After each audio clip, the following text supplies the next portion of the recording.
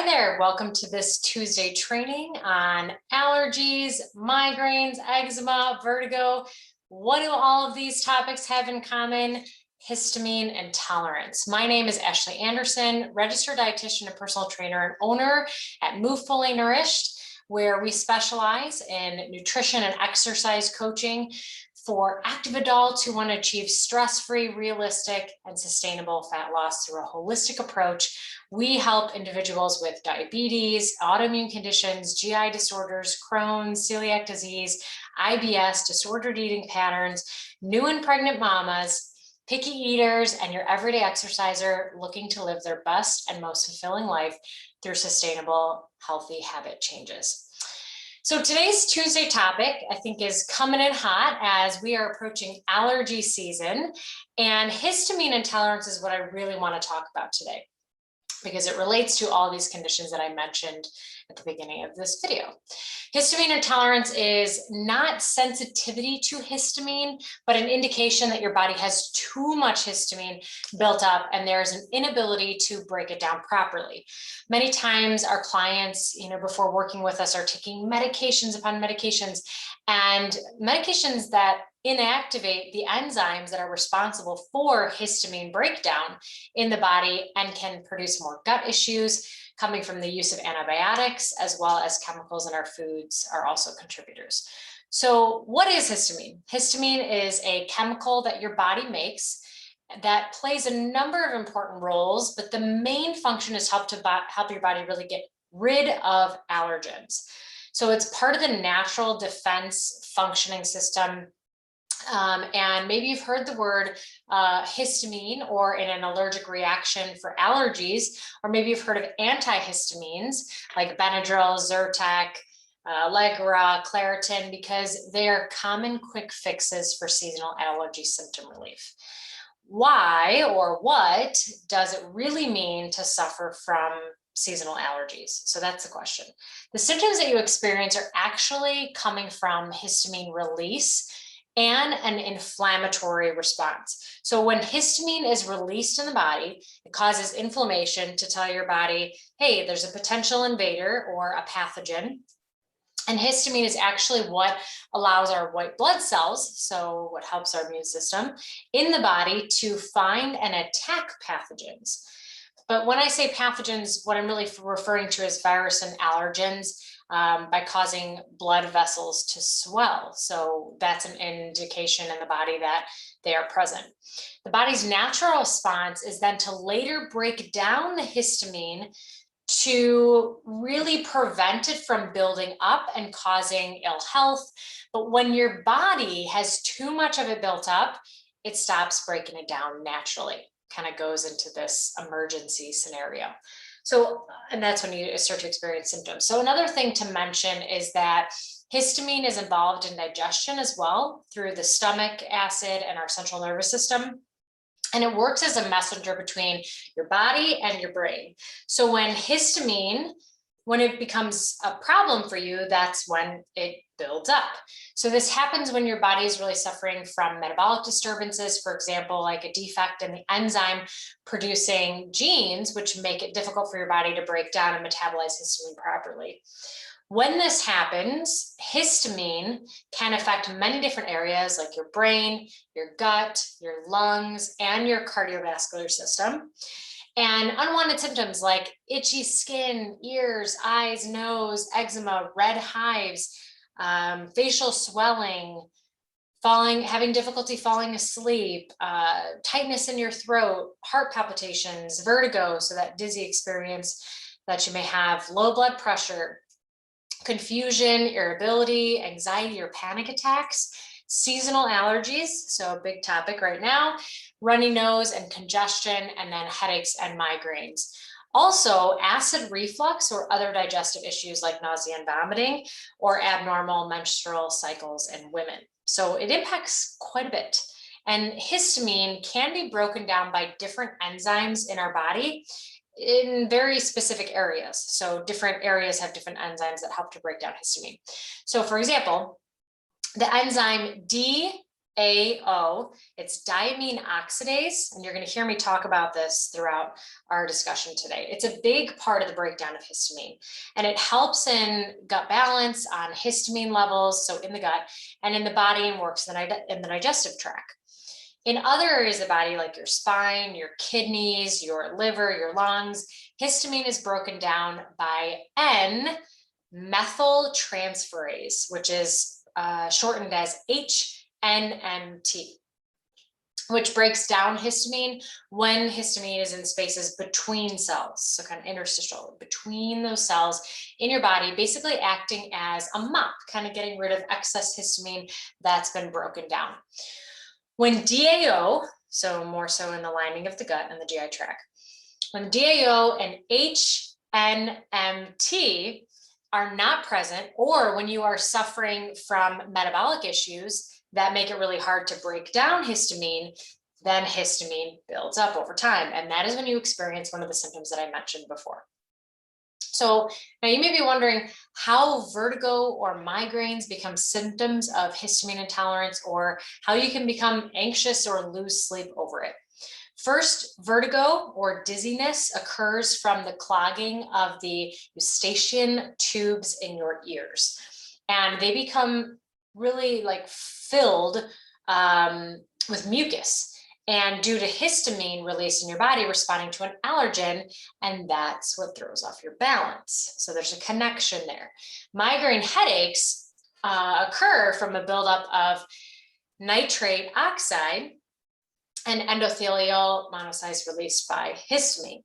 So headaches can also be triggered by consuming histamine-rich foods. And so a lot of times when I've got clients who have had heavy migraines for years and years and years, we go on a low histamine diet, or reduce foods that are producing histamine in their body. Many people also who suffer from migraines also have a reduced DAO activity, which again is the enzyme that I talked about before that helps break down histamine in your digestive system.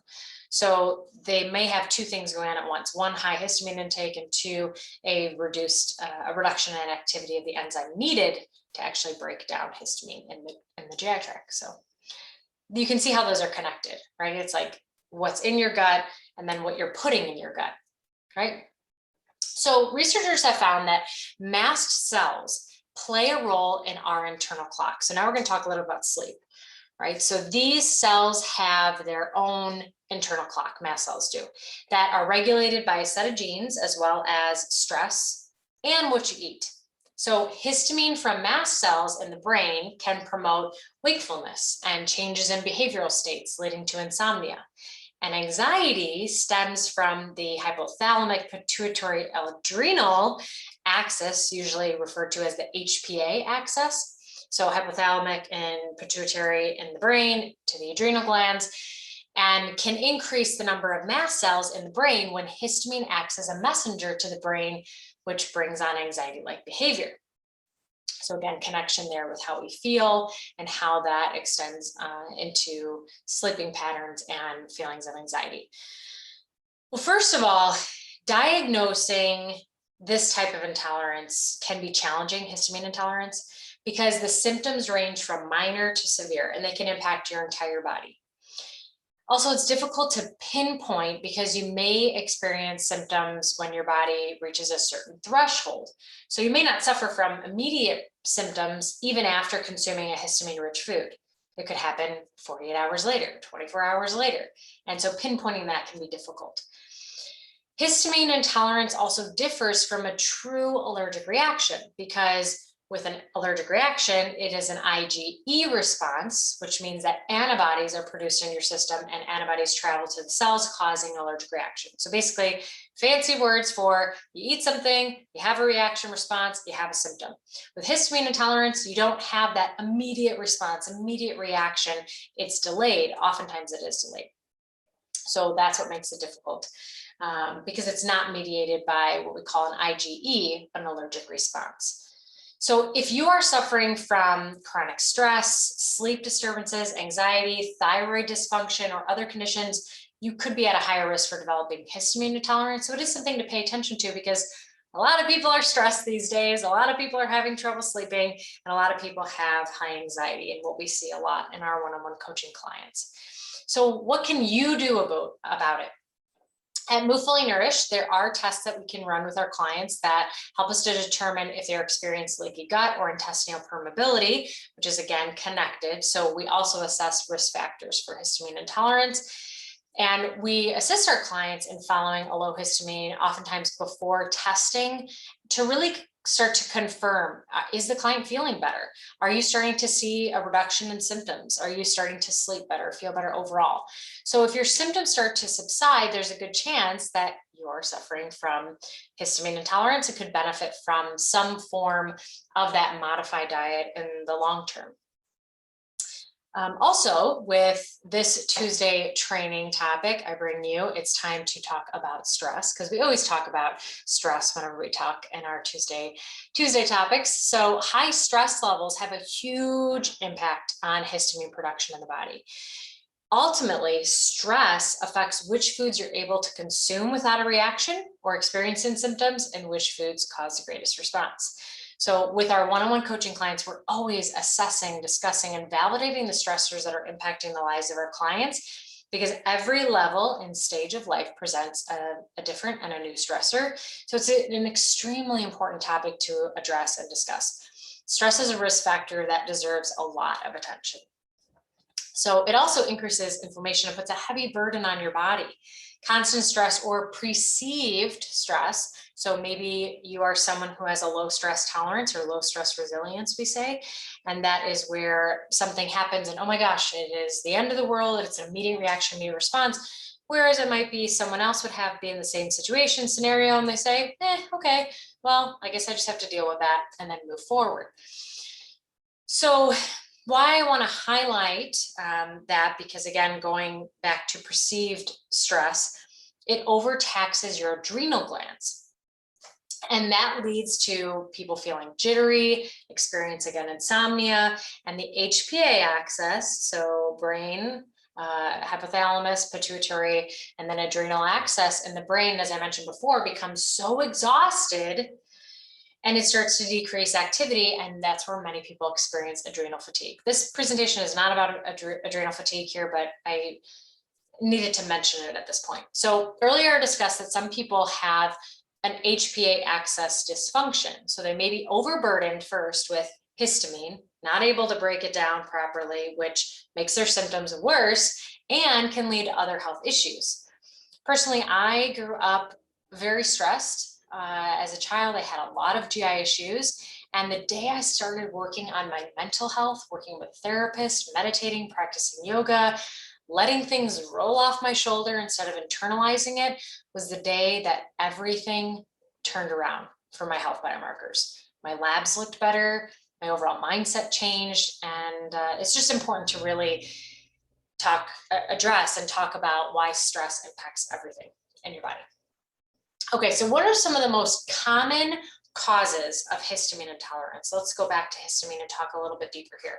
So number one, and I'm going to give you 8 here. Number one is mast cell activation. Mast cells, again, are those white blood cells that are located in tissues throughout the body, and large numbers of mast cells that are found in the skin, respiratory tract, digestive tract, urinary tract, reproductive organs, and surrounding nerves. And mast cells are also involved in allergic reactions. So during an allergic reaction, an infection or disease, mast cells are activated and the contents of their granules are released into surrounding tissue. So it's like they see, what's going on, they're activated, and all of a sudden they're released. This is what triggers symptoms linked to inflammation as well as allergic reactions. The second is gluten intolerance. Gluten intolerance is a risk, or gluten intolerance is on the rise and is becoming more of a risk for people. And classic glucose intolerance symptoms include digestive upset, skin issues, headaches, brain fog. And many people are experiencing that more and more today because the way we farm, our farming practices are different, the way we manufacture is different, the way we process is different, and that could be a whole nother topic in itself. Okay, number 3 here. Number 3 is leaky gut. This is when the barrier of the intestines so your intestines, which start at the mouth and ends at the anus when we're talking about your gut, becomes leaky. Every healthy person has small little holes in their intestines, but people with leaky gut, these holes become large and can cause severe symptoms like autoimmune reactions, inflammation, skin issues, fatigue, digestive complaints, food allergies, and histamine intolerance, of course. So leaky gut makes it very difficult to absorb key nutrients, which lead to vitamin and mineral deficiencies.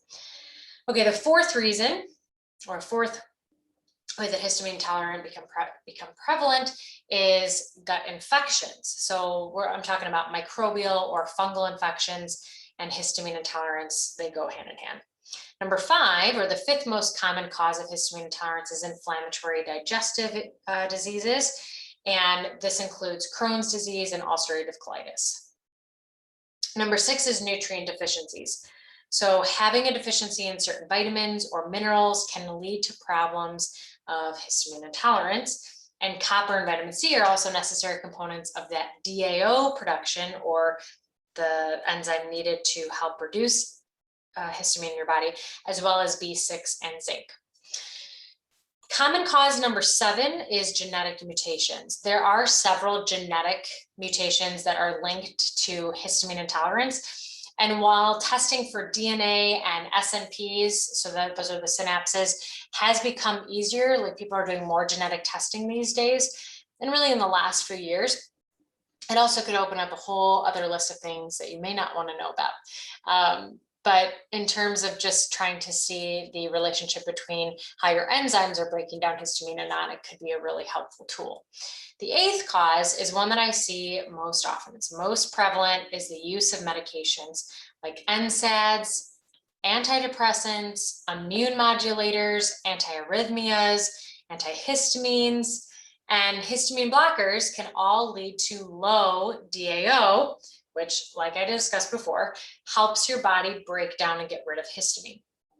So here are a few of the most common medications that I've seen to either cause or make histamine intolerance worse by inhibiting DAO. So acetylcysteine, Aleve, Ambroxol, Pepcid, Zantac, aspirin. Let's see what else is most common on the list.